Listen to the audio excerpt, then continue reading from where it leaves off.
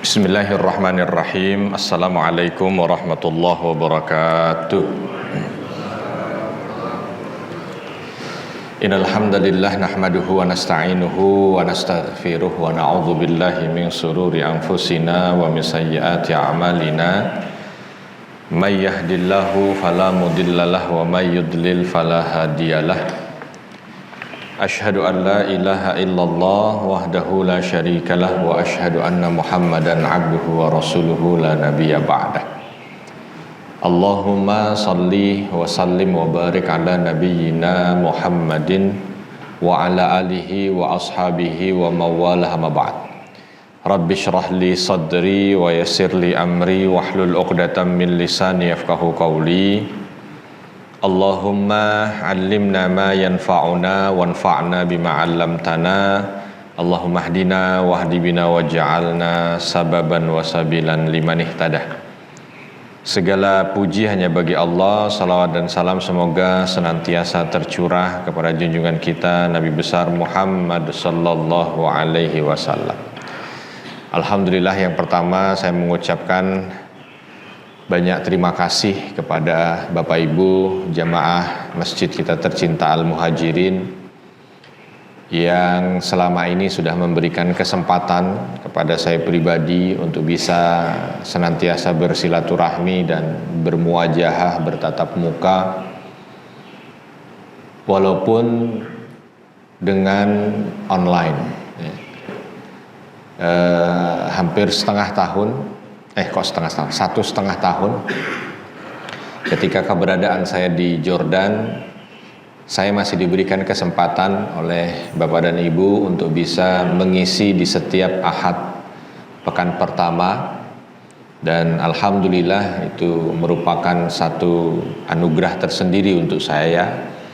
Dan sekali lagi terima kasih atas kesempatannya, dan insya Allah mulai dari sekarang berarti akan bisa senantiasa offline insya Allah ya, karena alhamdulillah dengan izin Allah mudahkan untuk menyelesaikan studi di Jordan, dan insya Allah sudah tidak lagi balik ke sana ya, paling kalau balik ke sana kalau lagi bawa jamaah aja ke Aqsa dan Palestina, ke Jordan dan Aqsa. Tapi kalau enggak insya Allah akan senantiasa bisa offline. Walaupun insya Allah juga kepergian saya tidak sesering Ustadz Ali. Kalau Ustadz Ali setiap bulan Ustadz ya. Setiap bulan. Dan juga saya mohon maaf Bapak dan Ibu sekalian yang dirahmati Allah, mungkin selama kebersamaan di online kemarin ada kekurangan, ada kekhilafan, ada yang kurang berkenan, berbagai macam hal dan faktor lah, mungkin karena sinyal yang kurang kuat ya, atau mungkin karena ya memang beda kan, melihat layar dengan melihat orang beda, antara sihir dengan kenyataan beda, itu kan kayak sihir ya. Cuman bedanya kalau orang sekarang itu pakainya layar, kalau orang zaman dulu pakainya baskom dikasih air. Ya, jadi teknologi Zoom ini sudah ada sejak zaman dahulu kala. Cuman kalau dulu pakainya baskom atau air, sekarang pakainya layar. Jadi Mas Ifran ini tukang sihir. Kalau zaman dahulu. Hanya bedanya kalau dahulu sama-sama menggunakan perantara yang tak terlihat. Kalau zaman dahulu pakainya jin, ya, kalau sekarang pakainya internet, pakai sinyal ya, tapi sama-sama gaib, ini dua hal ini. Makanya teknologi Zoom itu ternyata umat Islam sudah terdepan ya, umat Islam sudah terdepan dari tahun 13 Hijriah 15 Hijriah 14-15 Hijriah Qadisiyah, perang Qadisiyah itu umat Islam sudah memiliki teknologi Zoom.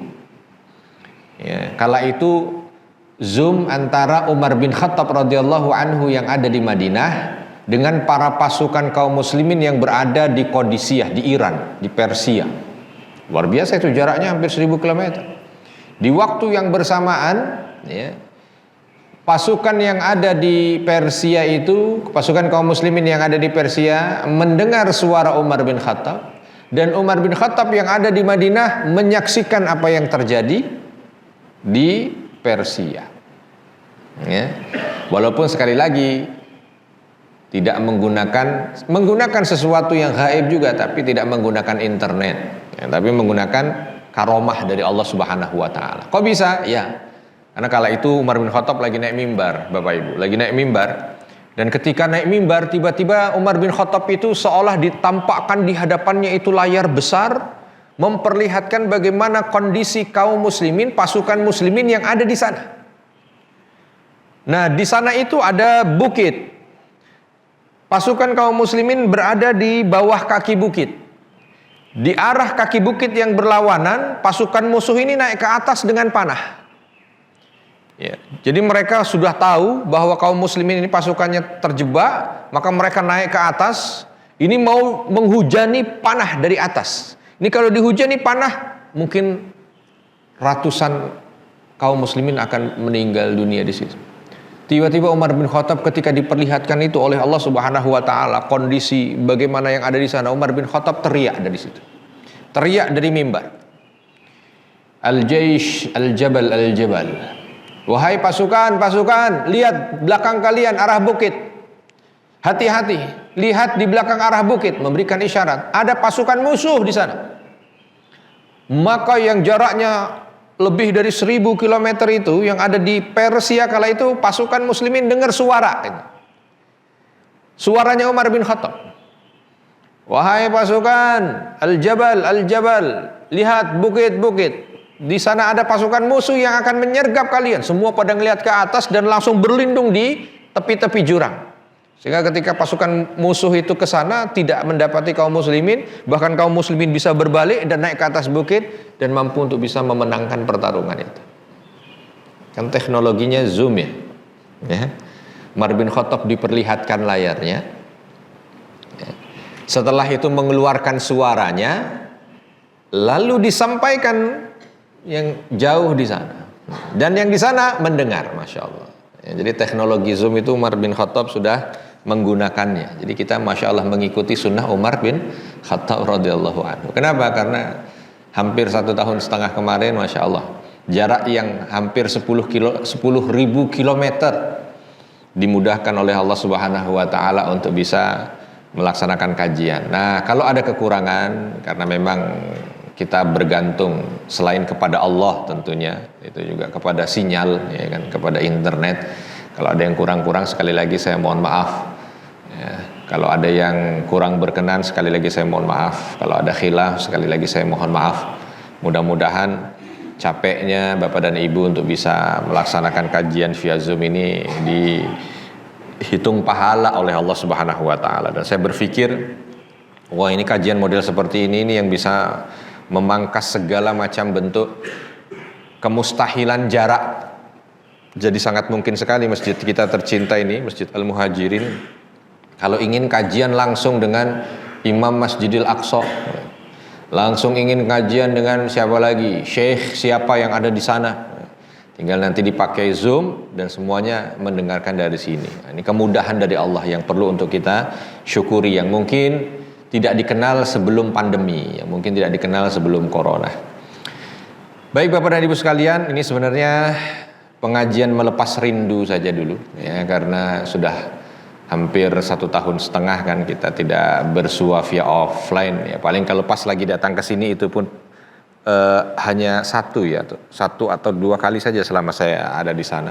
Dan tidak lupa juga saya mengucapkan banyak terima kasih nih, doa dari Bapak dan Ibu yang akhirnya membuat saya diberikan kemudahan oleh Allah Subhanahu wa taala untuk bisa menyelesaikan studi.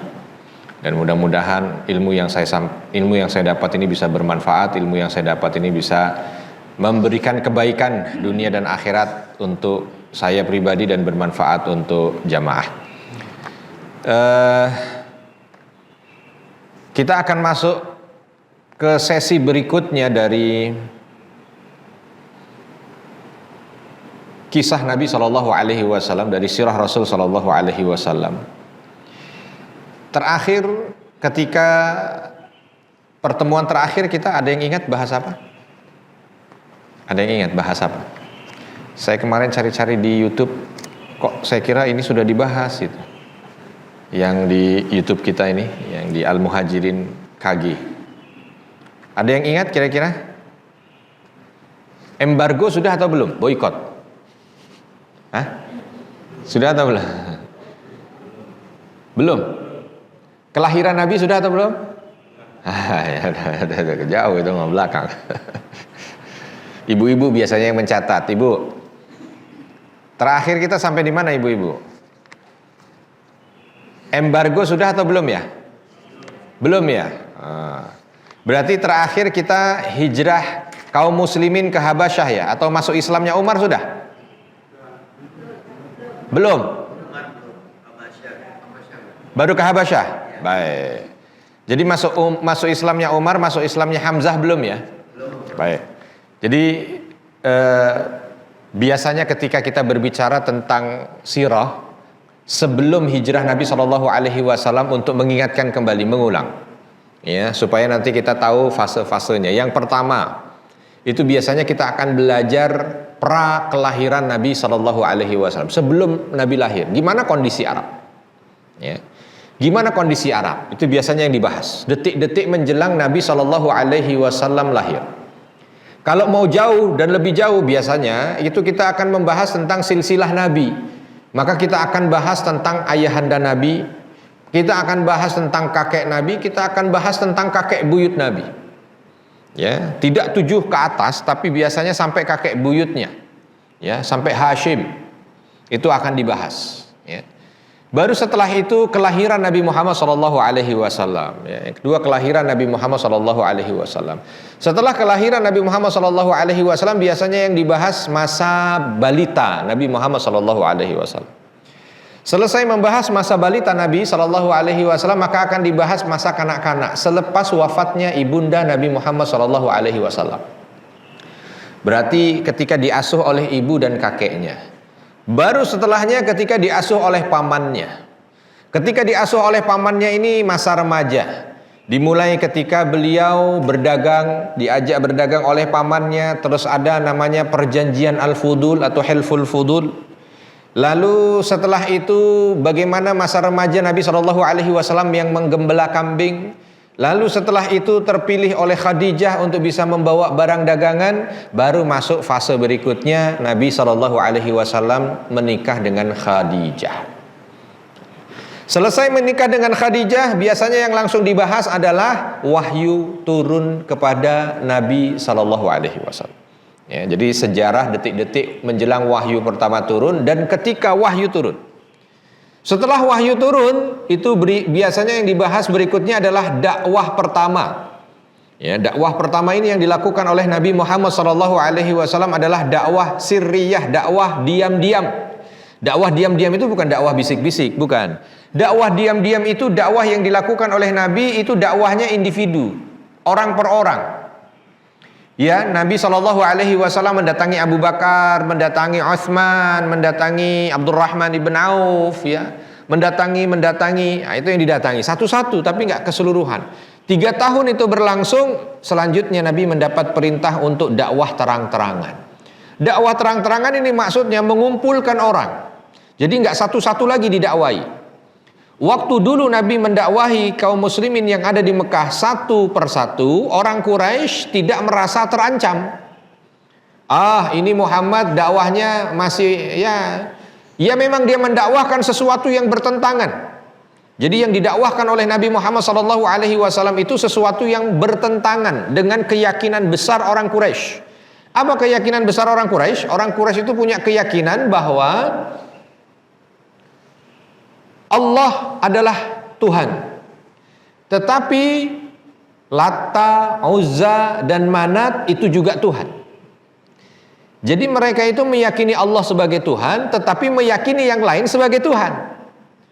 Makanya ketika Islam datang, mereka betul-betul merasa terganggu. Kenapa? Karena Islam meminta kepada mereka untuk menyembah hanya kepada Allah dan menafikan Tuhan yang lain. Padahal Tuhan lain mereka banyak sekali. Itu yang mereka tolak. Mereka bukan menolak Allah, Tapi mereka menolak kalau Allah dijadikan satu-satunya Tuhan. Kenapa? Karena dalam keyakinan mereka Tuhan itu banyak dan Allah Subhanahu wa taala adalah pimpinan para Tuhan. Ya.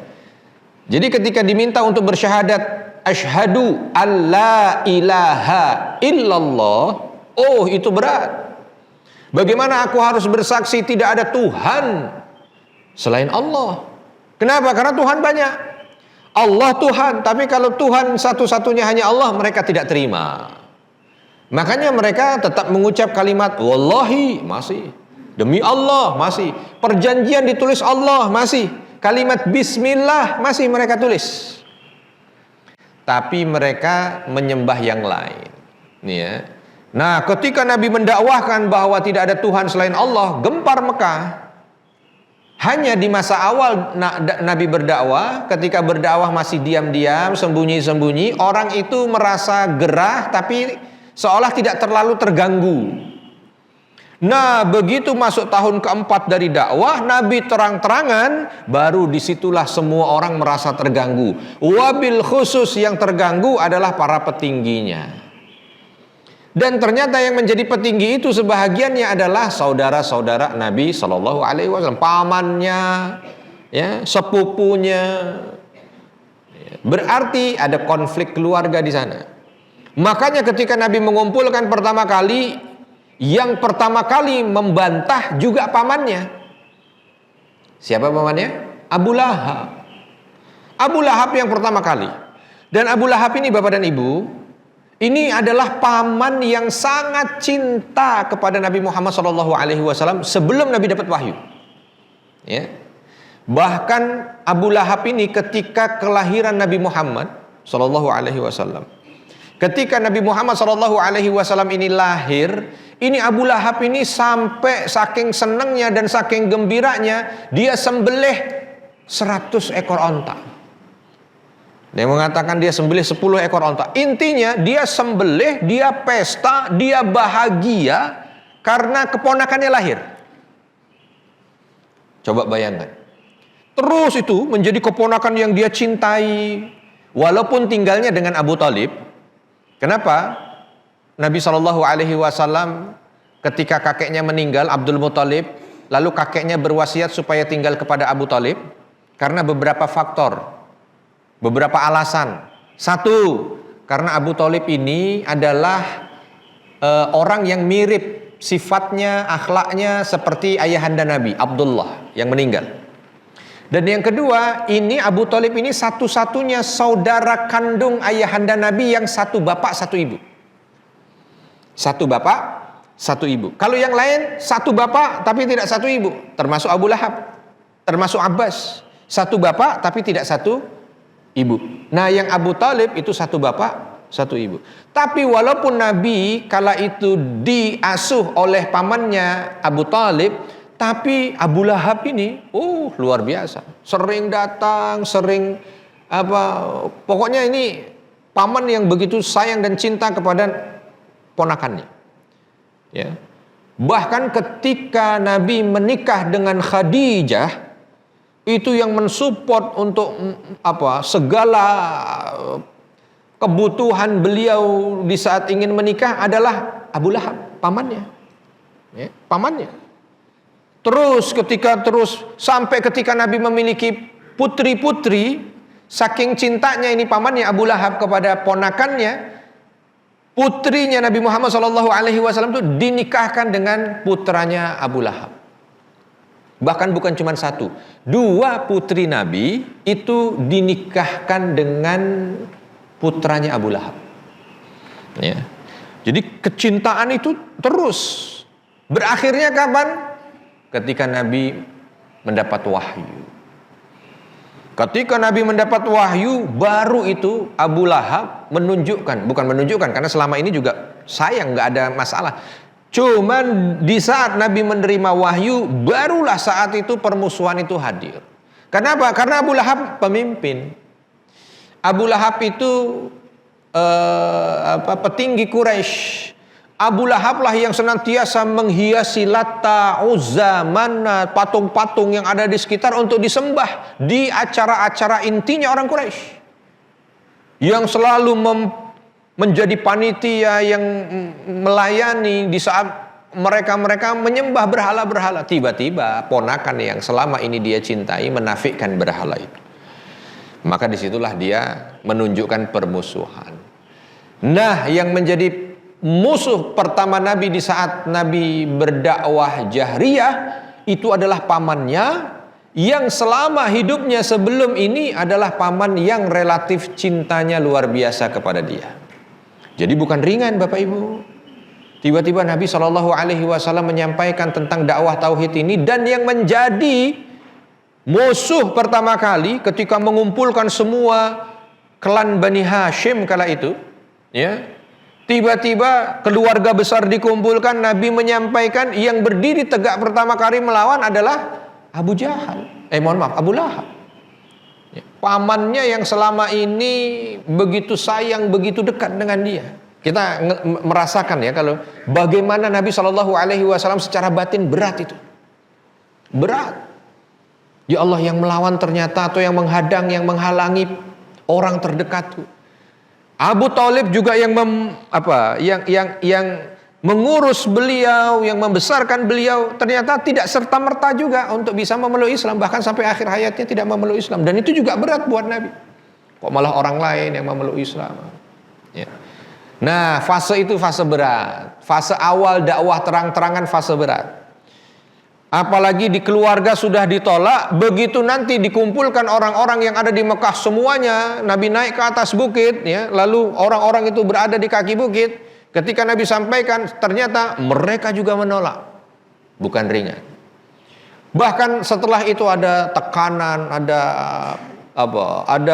kezoliman, ada penindasan yang membuat akhirnya tidak kuat, sehingga kaum muslimin oleh Nabi diminta hijrah. Hijrah pertama yang diceritakan dalam sirah Nabawiyah biasanya hijrah ke Habasyah. Ya, dengan kisahnya yang kemarin sudah kita kisahkan.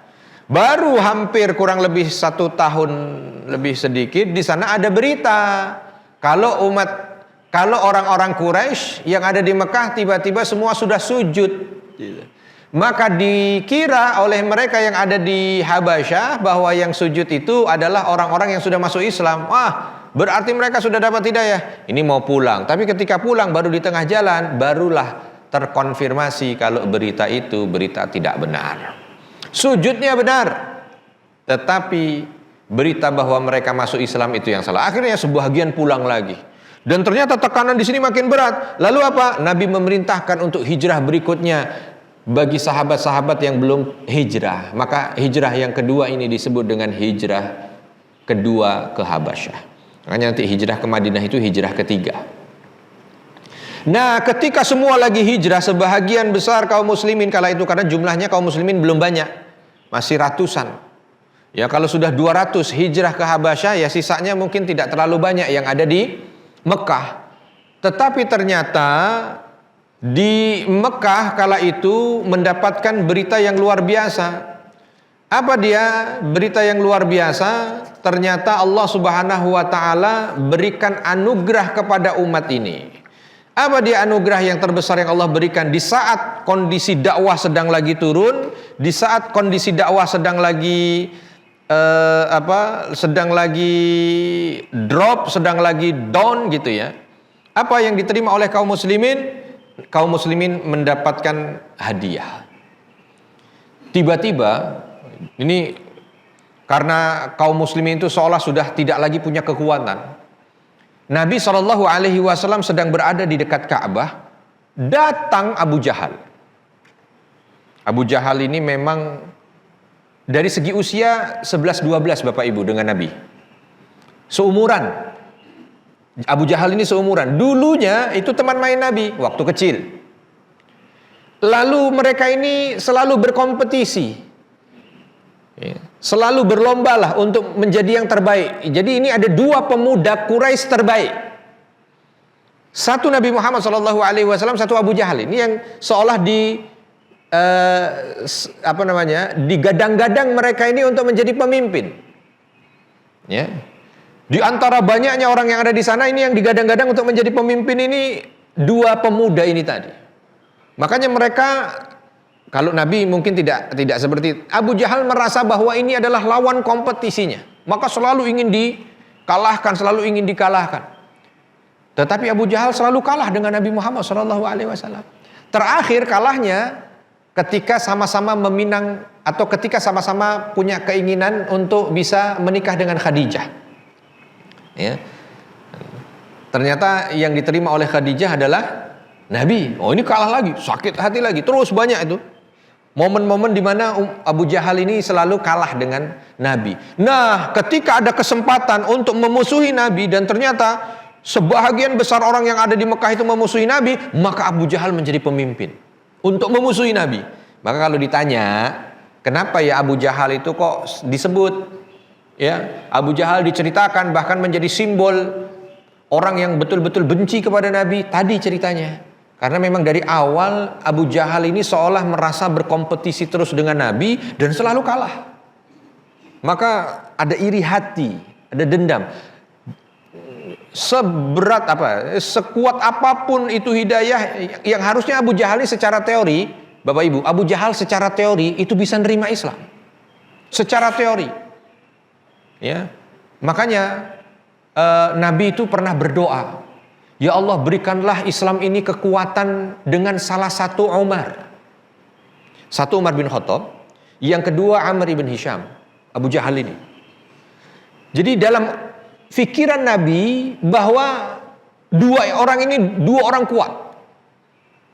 Kalau Umar hanya kuat secara fisik, tapi kalau Abu Jahal ini, Amr ibn Hisham ini, Abu Jahal ini kuat secara fisik, kuat secara otak, kuat secara harta, kuat secara dukungan. Karena memang dia orang yang digadang-gadang menjadi pemimpin Quraisy. Maka Nabi berdoa, ya Allah, berikanlah anugerah umat ini dengan salah satu dari dua orang Umar.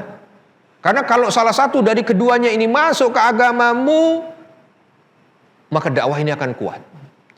Tapi saat Nabi mendoakan itu, dua orang ini sedang menjadi musuh utama. Wabil khusus Abu Jahal ini. Kalau Umar bin Khattab musuh, tetapi musuh yang hanya sifatnya fisik. Karena Umar bin Khattab bukan orang kaya. Ayahnya Khattab ibn Naufal bukan orang kaya. Jadi Umar bin Khattab juga bukan orang kaya. Jadi kekuatan hartanya kurang. Nah, Abu Jahal ini semua dia punya. Semua dia punya. Kalau Abu Jahal masuk Islam, mungkin yang akan menjadi setengah penduduk Mekah lah, itu akan ikut Abu Jahal. Banyak orang Mekah itu yang menunggu perintah Abu Jahal. Kalau Abu Jahal bilang A, selesai. Abu Jahal bilang B, B. Maka Nabi berdoa. Tapi kala itu dua orang ini sedang dalam kondisi yang sangat memusuhi Islam. Nah, di masa susah itu, ya, ketika para sahabat sedang hijrah ke Habasyah, tekanan yang ada di Mekah makin menguat. Nabi sedang berada di dekat Ka'bah. Tiba-tiba datang segerombolan dipimpin oleh Abu Jahal. Kala itu Nabi sedang sujud. Dan beberapa saat sebelumnya sudah ada ultimatum dari Abu Jahal. Muhammad, jangan lagi sekali-kali kamu sujud-sujud di dekat Ka'bah. Karena merasa bahwa dia sudah di atas angin, sebahagian kaum muslimin sudah pergi dari Mekah, ya, seolah nanti kalaupun ada apa-apa yang dukung Nabi itu tidak banyak, yang membela Nabi tidak banyak, Abu Jahal makin jadi. Di ultimatum, jangan sujud di sini. Kalau mau sujud terserah di mana, jangan di Ka'bah. Kalau berani sujud di Ka'bah, terima akibatnya. Tapi Nabi SAW tidak gubris itu. Maka dalam sebuah kesempatan Nabi tetap sujud di sana, tetap sholat gitu ya, tetap sholat di sana. Betul Abu Jahal datang, dan ketika datang dengan beberapa gerombolan tukang pukul itu, Nabi datang dipukul.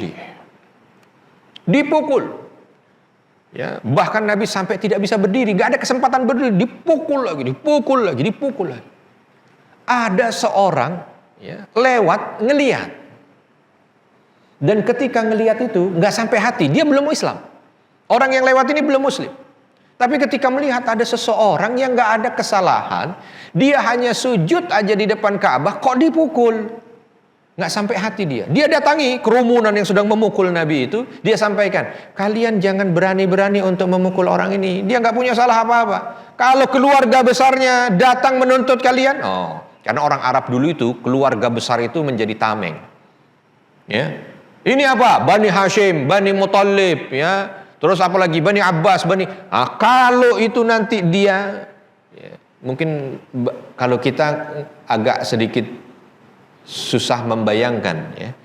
Cuman kalau yang Arab, ya, sampai sekarang bahkan di beberapa daerah itu Arab itu, mau di Arab Saudi, mau di mana lagi, Kuwait, Qatar, Emirat, mau di Jordan, mau di Syria, Palestina, itu namanya klan, kabilah itu kuat, ya. Persatuan mereka kuat. Jadi mereka itu kalau ada yang nggak mampu, mereka kalau ada yang kurang, mereka bantu, kalau kuat. Ya, bahkan negatifnya saking kuatnya sampai sekarang ini, kalau ada anak dari kabilah mereka itu kok sekolahnya nggak lulus, itu sekolahannya didatengin satu kabilah. Nah, itu negatifnya. Datang tuh bawa 5 truk, datengin sekolahannya. Kenapa? Anak dari kabilah kami tidak diluluskan. Wah, ya. Ya. Sampai sekarang loh. Dan bagaimana 1500 tahun yang lalu? Oh, itu nggak peduli. Nabi memang istilahnya oleh Bani Hashim nih, ya, itu seolah dikucilkan karena Nabi mendakwahkan Islam. Tapi kalau Nabi dipukul, ini orang nggak ridho juga, walaupun dia belum Islam. Ya. Model-model Abu Lahab yang menjadi pamannya apa segala macam juga nggak ridho kalau misalkan ada orang dari ini walaupun dia Muslim. Kenapa? Kekuatan kabilah itu luar biasa. Kekuatan kabilah. Maka orang ini bilang, kamu nggak takut dengan Bani Hashim? Kalau mereka marah, Abu Jahal karena sedang emosi tinggi kala itu, ya, orang itu dilempar, bilang kepada seluruh Bani Hashim, ya, kalau saya menganiaya salah satu orang dari mereka. Betul, orang itu langsung lari mencari pertolongan dari Bani Hashim. Tapi nggak dia jumpa satupun. Dia jumpa ketika sudah keluar dari daerah Mekah, ya, menuju ke padang pasir, yang dia jumpa Hamzah kala itu baru saja pulang dengan membawa buruannya. Kalau ditanya Bapak Ibu, buruan Hamzah apa? Buruannya kijangkah? Atau buruannya keledai? Atau apa buruannya? Singa. Bayangkan, singa, bawa singa. Memang ada singa Ustadz di Arab? Ya kalau sekarang udah nggak ada. Tapi kalau 1500 tahun yang lalu, jangan di Arab Pak, di Kelapa Gading ini banyak singa Pak. 1500 tahun yang lalu, dulu singa. Makanya di Bogor itu patungnya patung apa? Harimau. Sekarang tinggal patung. Kalau dulu mah asli harimaunya dulu mah. Ya, 1000 tahun yang lalu yang ada di Bogor itu asli harimaunya, bukan patungnya. Sekarang tinggal patungnya. Kenapa? Harimaunya masuk ke taman safari. Ya. Jadi kalau lewat kita ke taman safari terus ada yang daerah yang ada singa macan, ya itulah dulu zaman dahulu. Makanya dikisahkan, ada kisah Ashabul Ukhdud di dalam Al-Qur'an, dikisahkan oleh Nabi secara detil. Di antaranya kisah itu, para penduduk lagi mau lewat, di tengah jalan ada kumpulan singa. Zaman dulu begitu, zaman sekarang mah nggak ada. Ya. Nah ini Hamzah bawa buruannya. Jadi kalau Hamzah ini Bapak dan Ibu, kalau berburu bukan kayak orang-orang. Kalau orang-orang berburu kijang, kalau Hamzah berburu singa. Dan kalau berburu singa biasanya budaya mereka rame-rame, nggak sendiri, nggak berani sendirian.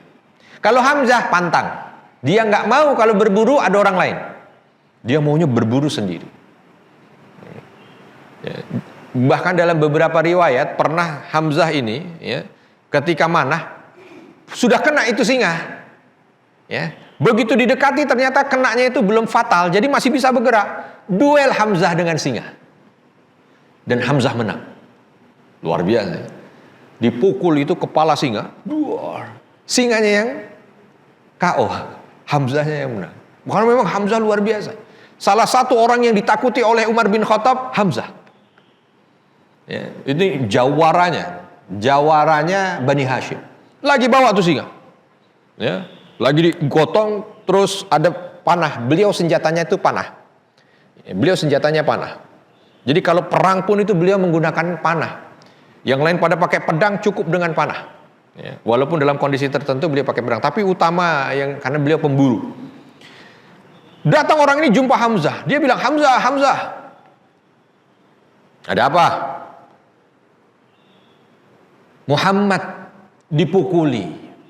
Hamzah kala itu nggak peduli, karena sudah tahu kelakuan ponakannya ini yang sering mendakwahkan, karena Hamzah belum Islam dan Hamzah tidak peduli dengan Islam. Hamzah termasuk yang menolak Islam kala itu. Maka begitu datang, keponakanmu dipukuli, keponakanmu. Hamzah biasa aja. Ya mau bagaimana lagi? Memang begitulah dia. Dan mereka ketika aku sampaikan nanti keluarganya, kalau mendengar ini akan marah dan akan menuntut balas. Itu orang-orang yang ada di sana seolah melecehkan Bani Hashim. Oh, begitu mendengar melecehkan kabilahnya, singanya dibanting. Di mana? Yang melecehkan keluargaku di mana? Dekat Ka'bah sana. Langsung datang. Begitu datang, ini yang mukulin Nabi kala itu adalah bodyguard-bodyguardnya Abu Jahal ini tadi. Hanya dengan modal panah dan tangannya, itu yang katanya tukang pukul yang segala macam itu berhasil diangkat sama Abu Jahal oleh Hamzah satu persatu. Begitu angkat pukul, pukul, jatuh semuanya, tinggal tersisa Abu Jahal di depan yang sedang mau mukul Nabi. Diangkat tangannya, dipukul pakai panahnya ini. Sebahagian besar kepala bahagian kanannya ini langsung apa? Bahasanya itu apa ya? Nyonyor, bukan apa ya? Hah? Bengep, apa lagi? Ayo, keluarkan aja semua, nggak apa. Apa lagi nih? Lebam, bahasa. Bonyok, oh itu ya, yang pas tuh bonyok. Sekali pukul dengan panahnya itu, bahagian mata ke bawah ini yang sebahagian bonyok langsung. Wah, langsung Abu Jahal terpental, baru tahu, oh Hamzah. Abu Jahal seolah mau apa? Hamzah, kenapa saya dipukul? Ya. Ini yang saya pukul orang yang selama ini memang jadi masalah di tempat kita. Hamzah udah nggak mau tahu. Nggak. Dia saya pukul karena dia mendakwahkan tentang Islam. Hamzah langsung bilang, saya sudah Islam. Diam kamu. Saya sudah jadi pengikut ponakan saya ini. Langsung diangkat Nabi. Nabi sambil lagi nggak bisa bergerak karena banyak lebam, dipukul segala macam di tubuh beliau. Senyum beliau melihat pamannya. Ya. Sambil jalan dibawa pulang ya, oleh Hamzah, digotong itu. Yang ditanyakan oleh Nabi mengatakan, wahai pamanku, benarkah apa yang kau katakan? Benar. Gitu aja. Lagi nggak ini aja sebenarnya. Ditaruh Nabi, diobati segala macam. Pulang dah Hamzah. Nabi masih berbahagia dengan kalimat yang disampaikan Hamzah itu. Jadi seolah pukulan yang membuat beliau tidak bisa bangun itu terobati dengan kalimat saya sudah Islam. Oh, dia terngiang-ngiang kalimat Hamzah itu. Saya sudah jadi pengikut ponakan saya. Sampai ketika Nabi SAW sudah agak lumayan gitu ya, sudah bisa duduk, sudah bisa ini. Ya, yang ingin didatangi Hamzah.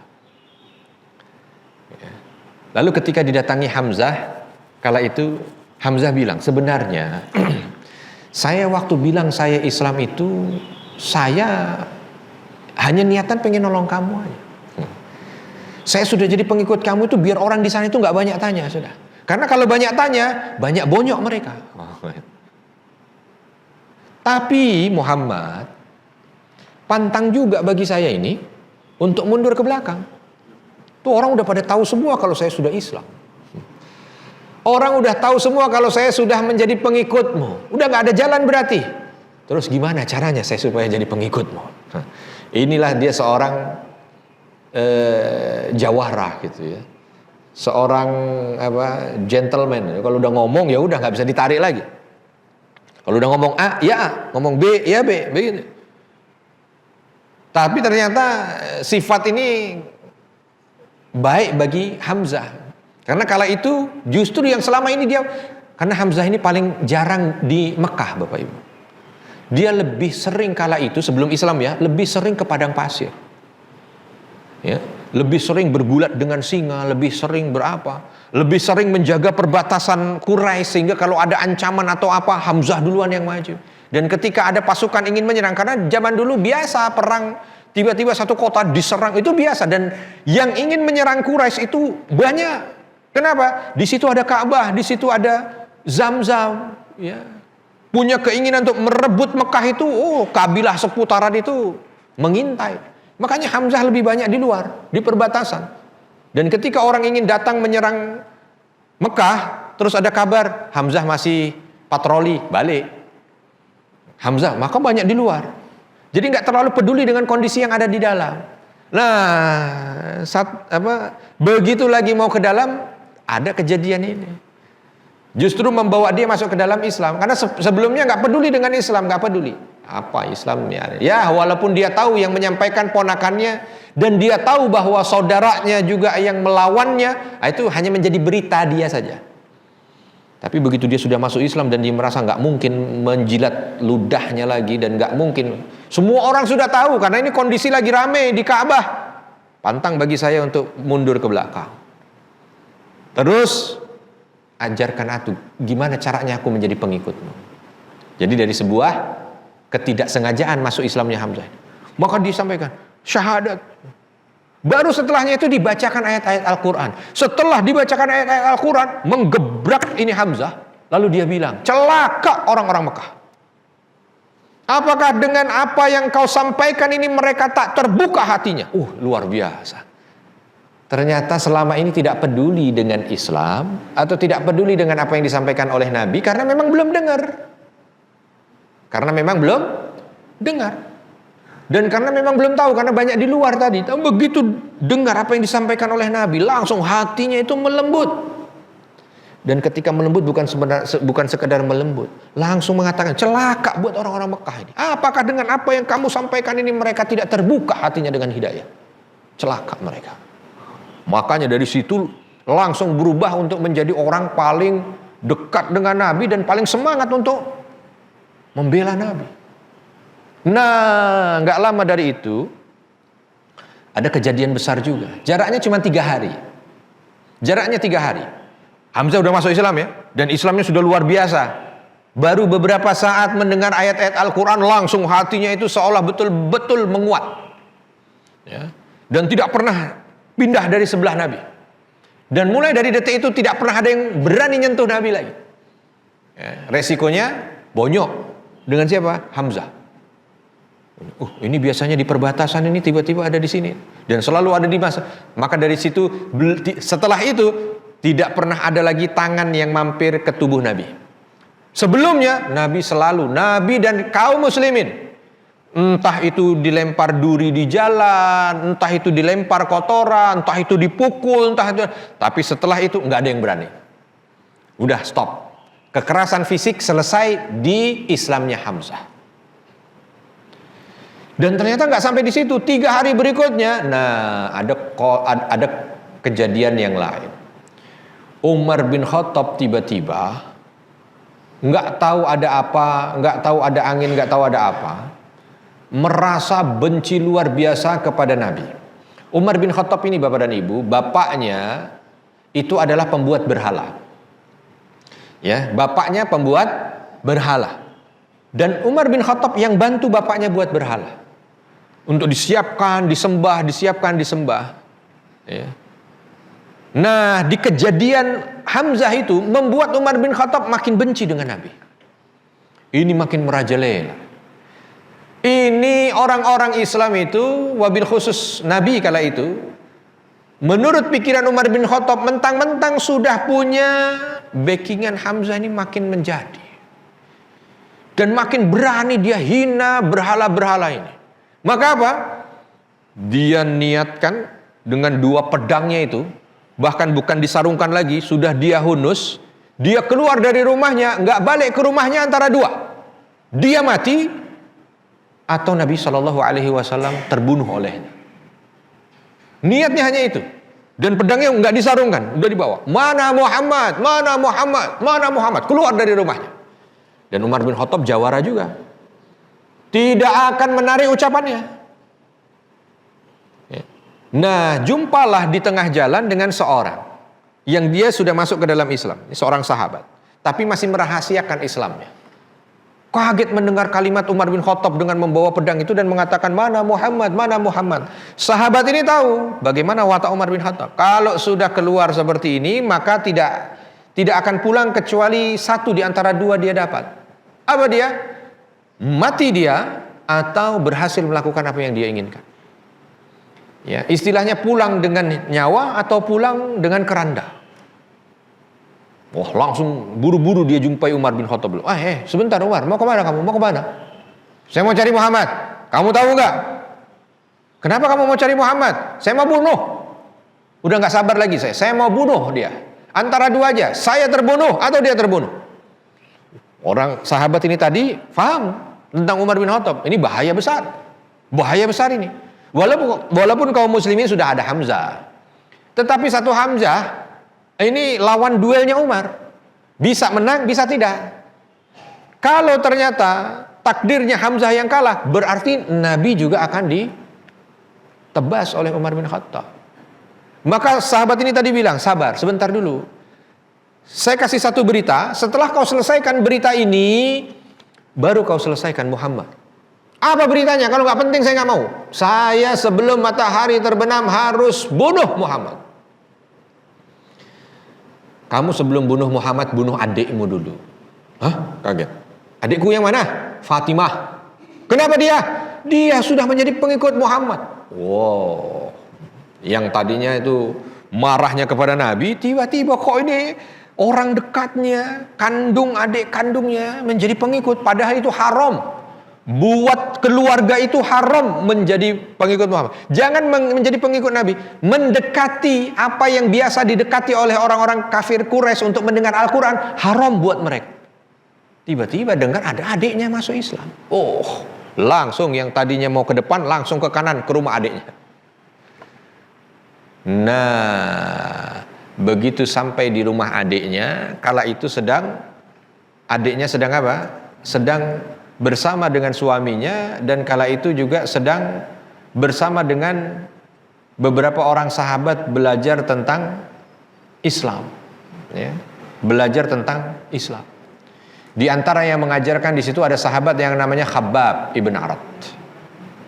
Khabbab ini secara fisik kecil Pak buat orang Arab. Kalau buat kita mungkin standar, tapi buat orang Arab kecil, karena orang Arab gede-gede. Fatimah ketika mendengar, coba bayangkan suara kakinya Umar bin Khattab itu aja, adiknya sampai hafal. Ya, kalau kita sekarang suara motor, suara mobil gitu mungkin, ini bapak udah datang, karena kedengaran, ketahuan. Kecuali kalau mobilnya mobil listrik, ya, karena mobil listrik nggak ada suara. Ini gesekan kakinya. Kalau orang zaman dulu itu tapak kaki itu satu dengan yang lain beda, Pak. Karena dulu pakainya bakyak, ya mungkin bertemu dengan tanah, pasir, batu, jadi ada suaranya. Sendalnya nggak kayak sendal kita sekarang ini yang empuk-empuk begitu, enggak. Ya, jadi tapak kaki itu kedengeran, ketahuan. Bahkan Nabi SAW termasuk yang menghafal tapak kaki sahabat-sahabatnya. Nah, ini tapaknya ini tapaknya ini tapaknya ini. Luar biasa Nabi SAW. Nah, Fatimah kala itu dengar begitu ada suara, kakakku datang, kakakku datang. Kala itu langsung Khabbab punya fisik kecil. Oh, ini bahaya datang. Kenapa? Karena kalau tahu apa yang dilakukan di rumah itu, itu bisa tertebas pedang semuanya. Maka Khabbab langsung bersembunyi di balik hordeng. Habis waktu ya? Hah? Sampai duhur? Kita tambah 10 menit sampai kita sholat syuruk ya, batas syuruk. Fatimah mendengar suara kakaknya, langsung meminta Khabbab untuk bisa bersembunyi. Dan betul aja, Umar bin Khattab begitu datang ke rumah itu, dua pedang yang dia bawa itu langsung dia gebrakkan di pintu, Pak. Digebrakkan di pintu, pintunya ambrol. Saya ingin ceritakan dulu tentang ini supaya nggak salah kita persepsi. Pintu Arab, Pak, pada masa dahulu pintunya nggak kayak pintu kita. Kalau kayak pintu kita itu nggak perlu didobrak pakai 2 pedang oleh Umar bin Khattab, cukup disentil. Cukup disentil. Kalau Bapak Ibu pengen tahu tentang pintu Arab, ya, pada masa dahulu datang ke kota namanya Khaybar. Di utara Madinah, kurang lebih hampir 100 km lah. Di sana masih ada rumah-rumah tua yang usianya 1000 tahun, 1500 tahun, 2000 tahun. Yang sekarang menjadi seolah jadi museum kota. Ya. Kalau dulu nggak banyak yang datang ke sini. Tapi semenjak Arab Saudi kayaknya lagi menggemborkan tentang pariwisata, mungkin banyak juga yang datang ke sini. Tuh kota tuanya, kalau di Madinah udah jarang kita jumpai rumah yang masih asli pada masa orang Arab zaman dahulu, udah jarang. Udah jadi bangunan modern semuanya. Ya. Itu kalau datang ke sana, kan masih ada perkampungan itu, masih ada benteng, masih ada perkampungan. Ya. Ada yang renovasi, ada yang masih asli. Kalau yang masih asli malah susah lagi. Yang renovasi, yang mendekati gitu aja, itu saya pernah untuk sekedar membuka, dorong gitu kan, mereka rumah-rumah kota gitu kan. Mau dorong, itu dorongnya aja agak sedikit bingung kalau orang dulu pintunya kok pakai begini. Karena berat. Berat pintunya itu berat, pintunya tebel. Kayu segini, kayu mereka itu kayu dari Afrika. Di Arab nggak ada kayu, tapi mereka mendatangkan kayu dari Afrika, tebal segini. Ya, kalau kita kan tipis ya. Apalagi kalau pintunya pintu kamar mandi yang PVC. Nah, itu tiup sama Umar bin Khattab, ditiup. Ambrol ditiup Umar bin Khattab. Jadi saya nggak kebayang gitu. Itu rumah didobrak dengan tangannya, ya dengan 2 pedang memang, tapi sampai ambrol. Gimana kekuatan fisik Umar bin Khattab? Makanya Umar bin Khattab itu kalau semua lagi pada duduk, para sahabat itu, untuk nyari Umar bin Khattab itu paling mudah. Kenapa? Paling beda fisiknya. Yang lain pada duduk, kok ada yang orang tinggi sendiri, ya seperti berdiri, padahal dia duduk, seperti berdiri, itu Umar bin Khattab, fisiknya. Kalau lagi pada berdiri, kok ada orang yang seperti nunggang kuda, itulah Umar bin Khattab. Kalau lagi pada nunggang kuda, seperti orang nunggang onta, itulah Umar bin Khattab. Jadi paling mudah untuk mencari Umar bin Khattab radhiyallahu anhu. Didobrak itu. Begitu didobrak, belum sempat menyembunyikan Al-Quran. Al-Quran dulu masih dalam bentuk lembaran, belum kayak kita yang sudah dalam satu buku. Fatimah kala itu adiknya masih memegang, Fatimah binti Khattab, adiknya Umar bin Khattab. Baru sempat menyembunyikan Khabbab, belum sempat menyembunyikan Mushaf. Ya. Maka Umar bin Khattab langsung curiga dengan apa yang dia ada di tangan, apalagi udah sebelumnya dengar bahwa adiknya masuk Islam. Fatimah pun merasa bahwa kakaknya ini nggak biasanya. Kenapa? Fatimah itu, Bapak Ibu, Fatimah binti Khattab, adik perempuannya Umar bin Khattab, itu adalah adik yang paling dia cintai. Dan Umar bin Khattab ini memang fisiknya itu gagah, perangainya kayaknya temperamen, tapi mudah luluh dengan wanita. Ya. Mudah luluh dengan wanita, hatinya itu nggak sampai hati itu. Sebenarnya lembut, wabil khusus kepada keluarganya, adiknya apalagi. Fatimah ini adik yang paling dia cintai. Ada beberapa riwayat menyampaikan ketika Fatimah ingin menikah dengan suaminya ini, ya, Umar bin Khattab ini seolah ngambil ngambil leher calon suami adiknya ini sambil mengultimatum, kalau sampai adikku kamu buat nangis, maka 1 tetes tangisan adikmu akan berbayar kepala. Saking cintanya sama adiknya, saking cinta, nggak boleh nangis, 1 tetes kepala 1. Kalau bertetes-tetes ada 10 tetes 10 kepala dari keluargamu. Luar biasa, saking sayangnya itu Umar bin Khattab dengan adiknya. Lembut. Tapi untuk perkara ini langsung didobrak. Dengan wajah yang lagi marah luar biasa ditanya, apa yang ada di tangan? Fatimah juga nggak takut. Fatimah namanya darahnya sama lah, ya darahnya Khattab. Khattab bapaknya ini luar biasa, memang pemberani. Fatimah juga tantang kakaknya. Ini mushaf Al-Quran. Apa itu Al-Quran? Mau diambil sama Fatimah? Jangan, nggak boleh. Begitu nggak boleh, ditampar adiknya. Duh. Alhamdulillah yang menerima tamparan juga fisiknya nggak jauh beda dari kakaknya. Ya, jadi jatuh memang jatuh, tapi nggak beguling-guling. Kalau yang ditampar itu Khabbab bin Arat radhiyallahu anhu bisa beguling 5 meter ke sana. Karena fisiknya Khabbab kecil. Begitu jatuh, berdarah sini. Begitu ngelihat darah netes dari pipi adiknya, pedangnya jatuh. Pedang Umar bin Khattab jatuh. Langsung berubah mukanya. Langsung dia lihat tangannya, dengan tangan ini aku pukul adikku. Lalu dia mendekat ingin mengangkat adiknya. Fatimah nggak mau, berdiri sendiri. Dan ketika ingin melihat, disampaikan kan, kenapa? Dia nggak pernah ngelihat adiknya juga setegar itu. Dan dia masih curiga dengan mungkin yang ada di tangan ini yang bisa membuat dia begitu. Singkatnya dia coba, saya mau baca aja apa yang ada di tangan. Enggak, kecuali kamu wudhu. Gimana wudhu? Begini. Ya udah dia wudhu terus datang. Baru diserahkan. Dibuka. Begitu dibuka itu lembaran yang tertulis di atasnya adalah surat Toha. Dibacalah ayat per ayat. Berubah mukanya. Sama kayak Hamzah sebenarnya. Menolak Islam karena memang belum pernah dengar aja apa itu Islam. Begitu dibaca ayat per ayat, ditutup. Ternyata di belakang hordeng, Khabbab itu ngintip. Dan Khabbab ini cerdas. Makanya yang diutus oleh Nabi untuk menjadi juru dakwah pertama kali. Datang ke sana. Cerdas. Langsung Khabbab keluar dari hordeng. Kaget Fatimah. Karena ini kan disembunyikan. Tiba-tiba, lu kok malah keluar? Langsung dipegang pundaknya Umar bin Khattab. Umar, nyatakan kebenaran yang ada di hatimu.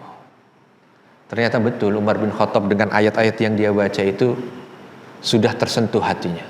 Begitu dipegang oleh Khabbab makin bingung lagi. Ada orang di sini. Tapi langsung bilang kepada Fatimah, apa pendapatmu tentang ini wahai Fatimah? Fatimah yang bilang, Kak, inilah dia kebenaran. Inilah dia al-haq. Baru aku ingin ikut dalam barisan ini, kata Umar bin Khattab. Aku ingin bersama dengan kalian. Gimana caranya? Khabbab langsung bilang, ayo kita jumpai Nabi. Ayo kalau begitu. Betul. Ya. Pedangnya ketinggalan, nggak bawa pedang. Lalu apa? Sahabat Khabbab ini saking gembiranya, tangan Umar bin Khattab ditarik. Ayo. Menuju ke Darul Arqam. Di Darul Arqam lagi ada Nabi dengan beberapa sahabat. Darul Arqam itu tempatnya agak tinggi, di balik Bukit Sofa. Ya, kalau dulu agak luar Mekah. Dari balik Bukit Sofa ada yang mengintai juga. Begitu dilihat dari jauh, wah, Umar bin Khattab kan kelihatan bedanya. Umar datang, semuanya langsung siaga. Apalagi dapat berita juga bahwa Umar mau cari Nabi, mau bunuh. Umar datang. Begitu dilihat lagi agak detil, Khabbab dipiting ya. Khabbabnya dipiting ini, kayaknya dipaksa suruh nunjukkan karena belum ada teropong. Ya. Belum ada ini. Jadi kelihatan dari jauh aja. Ternyata yang lihat salah, terlalu suuzon. Gitu. Nah, memang kondisinya beritanya kan begitu. Umar mau cari Nabi, maka seolah ini dipaksa untuk menunjukkan. Apalagi dikait-kaitkan. Oh benar juga, karena apa? Khabbab kan baru dari rumahnya adiknya, mungkin dia lagi di rumah adiknya juga. Oh. Hamzah yang santai aja sambil membersihkan mata anak panahnya. Semuanya pada sibuk. Hamzah yang diam. Terus kata Hamzah, sudah, tenang. Kita tunggu aja apa dia mau. Kalau dia mau datang sini baik-baik, kita terima baik. Tapi kalau dia datang ke sini untuk membuat kecelakaan, aku bunuh dia, aku tebas lehernya dengan pedangnya. Enggak dengan pedangku, dengan pedangnya. Jadi aku tangan kosong, akan aku lawan dia, aku tebas dengan pedangnya. Udah santai. Barulah itu para sahabat udah agak mulai bisa reda. Dan Nabi dengan senyuman melihat di situ. Begitu masuk, Assalamualaikum, Waalaikumsalam. Dibuka pintu, langsung Nabi SAW, Umar, bersyahadatlah. Oh Allah. Apakah Nabi mendapatkan berita bahwa Umar masuk Islam? Wallahu a'lam. Tetapi yang jelas memang Nabi SAW orang yang paling cerdas melihat perangai wajah seseorang. Jadi kalau ada ilmu membaca wajah, Nabi paling cerdas. Dalam beberapa kesempatan banyak Nabi SAW itu membaca wajah seseorang.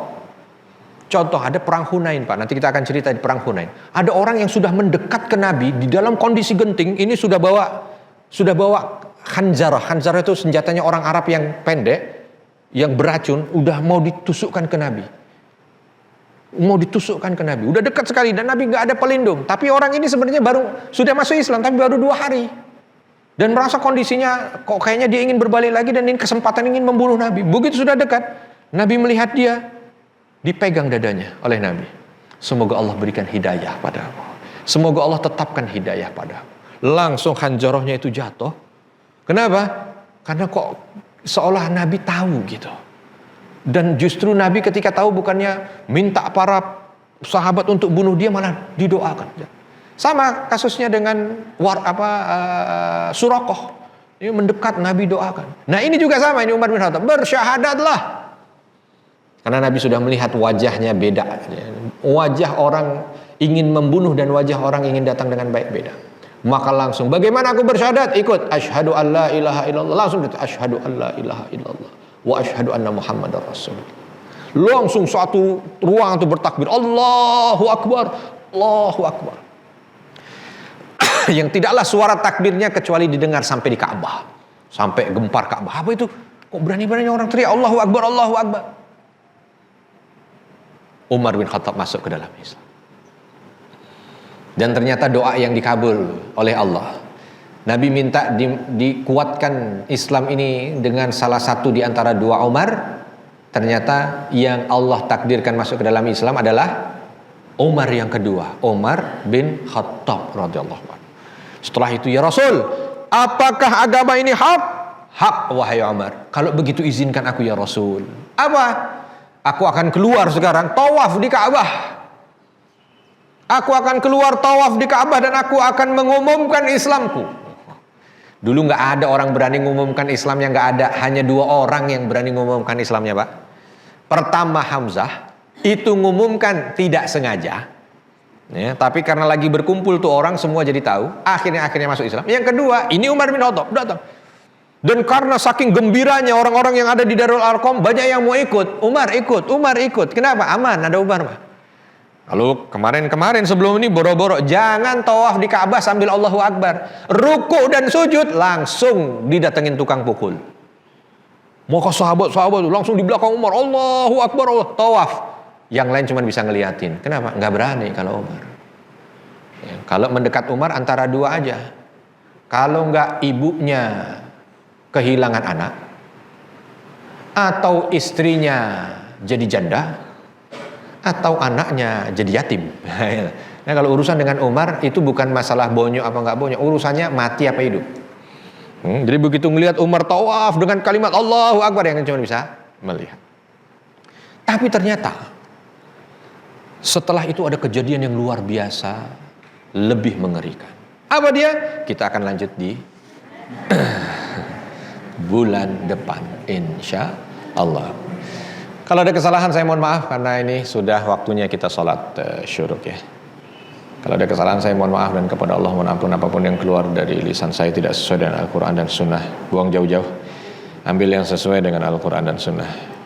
Subhanakallahumma bihamdika asyhadu an la ilaha illa anta astaghfiruka wa atubu ilaik. Wassalamualaikum warahmatullahi wabarakatuh.